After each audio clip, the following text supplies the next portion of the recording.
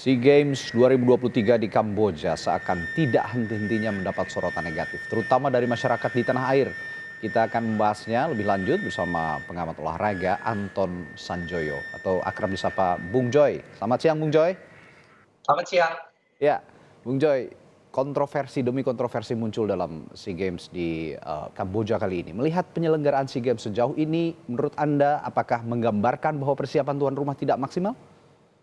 Begini, saya harus bilang bahwa ada dua hal sebetulnya kalau kita bicara penyelenggaraan. Yang pertama, kalau kita bicara amburadulnya penyelenggaraan SEA Games, dari sisi penyelenggaraan, kita harus memaklumi Kamboja yang PDB per kapitanya baru 1.500. Ya. Indonesia itu udah 5 ribuan lah. Dan tetap juga sebetulnya dalam tanda kutip amburadul juga kalau bikin SEA Games terakhir ya. Kalau kita bicara yang di Palembang.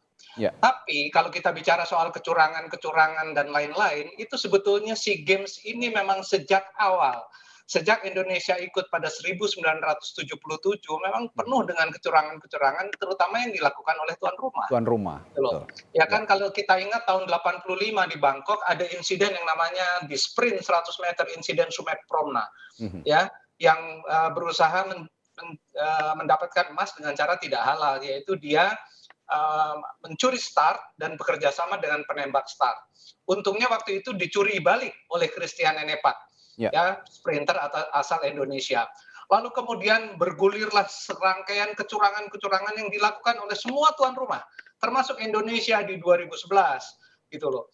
Jadi dimulai dengan Thailand, kemudian Indonesia, Filipina ikut juga, diantaranya memasukkan cabang-cabang yang sangat tidak dikenal oleh negara lain. Ya Filipina awalnya itu memasukkan kabadi lah, macam-macam, ada petangke dan macam-macam. Indonesia juga memasukkan sepatu roda, drum band, dan terutama kalau kita bicara Indonesia juga kita sering sekali melakukan kecurangan-kecurangan pada olahraga-olahraga yang tidak terukur. Kalau Anda ingat, saya tidak bicara langsung ya, tetapi ini kalau kita lihat fenomena Asian Games terakhir 2018, Indonesia merebut 15 emas dari 15 nomor pencaksilat. Menurut saya ini juga hal yang ajaib sekali gitu loh. Dan kalau sekarang Kamboja membalas dalam tanda kutip ya Indonesia jangan protes lah. Artinya kecurangan-kecurangan itu di SEA Games terutama sudah terjadi secara masif dan terstruktur. Jadi yang harus kita evaluasi apakah Indonesia akan terus berpartisipasi dalam SEA Games, kita juga ikut dalam kecurangan-kecurangan itu. Apakah Indonesia akan menggugat juga Federasi SEA Games supaya kita konsentrasi saja kepada cabang-cabang Olimpik.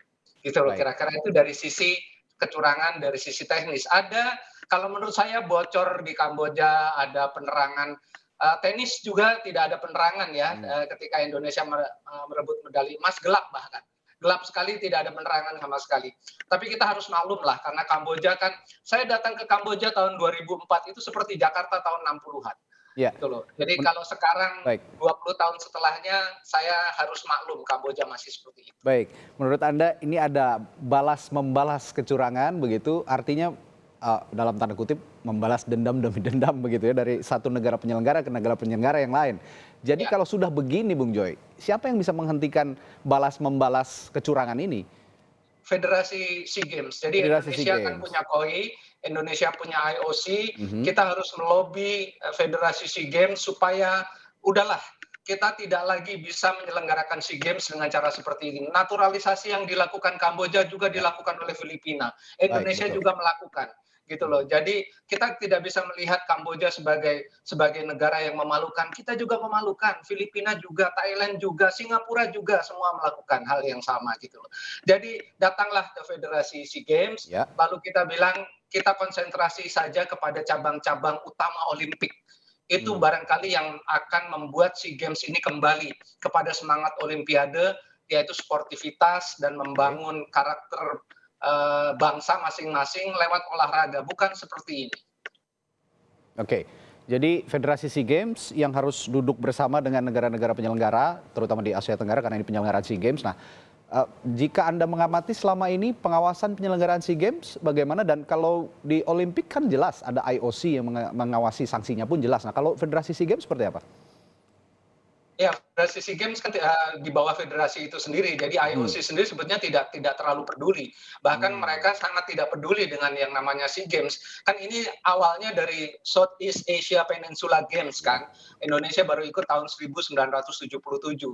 Jadi ini tidak di bawah Olimpik Olympic Movement, apalagi iya, di bawah IOC. Jadi memang ini seperti pesta, ya kalau saya bilang ini pesta inilah pesta rakyat saja gitu loh. mmm, Tidak ada urusan dengan pencapaian cita-cita olimpiade, tidak ada urusan dengan itu gitu loh. mmm, Jadi kalau kita mau menuju olimpik yang lebih baik, menuju karakter bangsa yang lebih baik, ya semuanya harus sejalan dengan olimpiade gitu loh. Jangan lagi oke. ada olahraga, cabang-cabang olahraga yang ya kecuali kecuali ya ini memang kita sepakat di antara negara-negara ASEAN, udahlah kita pesta tarkaman aja ini gitu ya. Ini kita pesta lucu-lucuan aja, nggak ada urusan dengan prestasi, ya silahkan aja. Tapi kalau mau kita menuju ke Olimpiade, Ya. jenjangnya adalah SEA Games, Asian Games, dan kemudian Olimpiade, ya harus konsentrasi kepada sekitar 40-an cabang saja yang betul-betul cabang yang Ya. dipertandingkan, diperlombakan di Olimpiade. Artinya begini Bung Joy, menurut Anda jadi, yang saya tangkap dari pernyataan Anda, SEA Games ini jadikan saja sebagai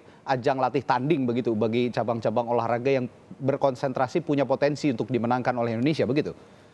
Saya kira kalau kita standpoint-nya seperti itu ya kita tidak perlu lagi mempermasalahkan kecurangan-kecurangan yang Mmm, dilakukan oleh tuan rumah gitu ya, loh. Nah, cuma masalahnya misalnya begini, pencaksilat bercita-cita dipertandingkan di olimpiade, lalu kemudian dengan segala lobinya masuk juga ke lobi-lobi IOC gitu loh. Tapi dengan ancaman dari Kamboja kalau tidak Indonesia tidak mau terima beberapa peraturan yang dilakukan oleh tuan rumah, tidak akan dipertandingkan lagi pencaksilat dan Indonesia kemudian menerima kecurangan itu kan sudah jauh dari sisi sportivitas gitu loh. mhm, Jadi sudahlah, kita di Federasi SEA Games ini maunya apa, kita duduk oke, bersama, konsentrasi saja kalau saya ya, konsentrasi saja ke cabang-cabang Olimpik. Itu baik. aja. Terakhir Bung Joy, untuk membangun optimisme olahraga Indonesia ke depan, terutama di ajang-ajang internasional yang lebih besar, event-event olahraga internasional yang lebih besar seperti Asian Games ataupun bahkan Olimpik gitu, apa yang bisa, pesan apa yang bisa Anda sampaikan untuk membangun optimisme para atlet terutama?